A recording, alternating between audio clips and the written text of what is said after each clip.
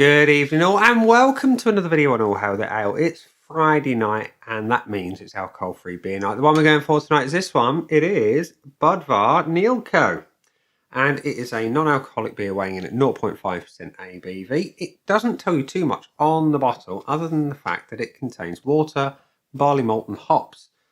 You've got very little else. Very little else. Yeah, in fact that's pretty much it. That is it. That I can read anyway. And you've got 23 IBUs. Quite low on the bitterness front. That's the other little bit of information down there on the bottle. It's a 330ml bottle. It was available from the Wise Bartender. It may not be there now because I've got them on the end of the line sale. Just thought I'd give them a try because Budvar seems to be highly spoken of in the lager world. So will the alcohol-free version be? Let's find out, get it into a glass and see what we think. So we're pouring into my AF Beer Club glass today. The pour is pale, very pale.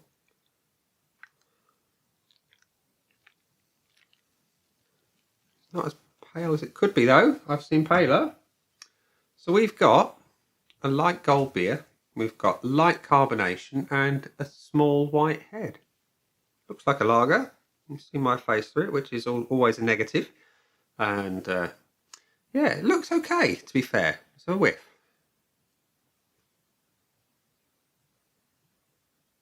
It smells light. It has got a hint of hop. It's a slightly grassy hop. It's a very light aroma though. And it smells quite sweet. So, it looks good. Smells sweet and slightly hoppy. Let's find out what it tastes like. Cheers.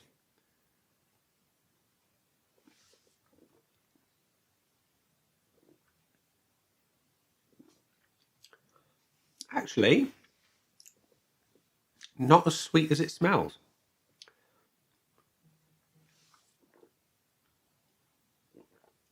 It does have a decent body to it. It's medium weight, nice levels of carbonation. It's not too heavy. It's nice and smooth in the mouth. Body's perfect, I would say. As good as a full fat lager. Now, the aromas are typical of an alcohol-free lager. They are slightly savoury. There is a little bit of malt in there and a little bit of hop in the background. It's not as grassy as it smells. It is alright. It tastes like it's made of rice. That's the kind of thing that you've got going on here. If you've ever tried the Budweiser beers, alcohol-free or otherwise, it's got that thing about it. As the 23 IBUs suggest, it's not very bitter, but it's okay. I've had a lot worse. Finish on this one is almost non-existent though. There's not a lot of anything going on in the back end other than that kind of rice flavour. Yeah, there we go. So Budvar Nealko. I think I paid about 79p a bottle, I think, in the end. Let's go to the aid memoir from Untapped, which says that there have been 5,800 check-ins and an average of 2.33, which I think is about right, I think. So let's go on my scoreboard of joy, which is currently blank apart from the name, and see what we come up with. We're going to go for the usual 5 pillars of judgment: the looks, the aroma, the body, the taste, and the finish. We're going to start just by topping it off a little bit, get a bit more of the head coming back so we can give it some points. It looks alright, you know, as a beer looks. It's the right kind of colour for a lager. It's got a nice little white head on it. It's clear as a bell. It's what I expect. I'm going to give it a point because it fits. As for the aroma, it is light. It is very, very light. There is a slightest hint of caramel malt.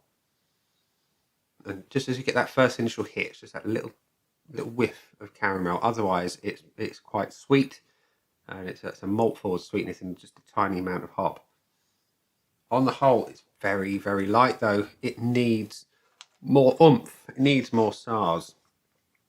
Let's be honest. It's too light for me. I like my lagers with a bit of oomph to them. It's going to get a 0.25 because it has some nice things about it that I like. So the body, can't fault it. The body is superb. It's medium weight. It's light on the carbonation. It's smooth in the mouth. It fits nicely. It's as good as a full fat lager in that sense. It's going to get a full point from me. The taste mirrors the aroma in as much as it's light. There's a slight hop and just a slight malt on the background. It's not heavy in any way on the flavour front. It's acceptable. It's certainly drinkable, and you wouldn't be too upset if you were served this. But there is better out there. It's too light for me though. I want more. I'm going to give it 0.25. And the finish is almost non-existent. It really is. It's where you expect a little bit of spiciness from a lager, or I do anyway. Certainly the ones that I enjoy. And this is just void of all the good things.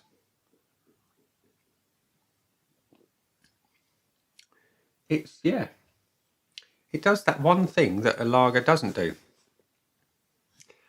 Yeah, leaves you, well, not wanting more, I guess. That's the weakest point of the beer. It's just missing everything. So it gets a big fat 0 for me on the finish, which means that the Nealko from Budvar has got 2.5 out of 5 on my Untapped scoreboard of joy. So there we go. It's not a world beater. It's acceptable on terms of drinking it, but it's uninspiring. And that is my take from this one. So ladies and gents, boys and girls, be upstanding for the beer. That has been the beer. I've been Nick. Those down there are the buttons. You know exactly what to do with them by now. You've got to like, comment, dislike, and subscribe. And check in next Friday for my top 10 alcohol-free beers of the year. It's a Christmas Eve special. Catch you again soon. Bye.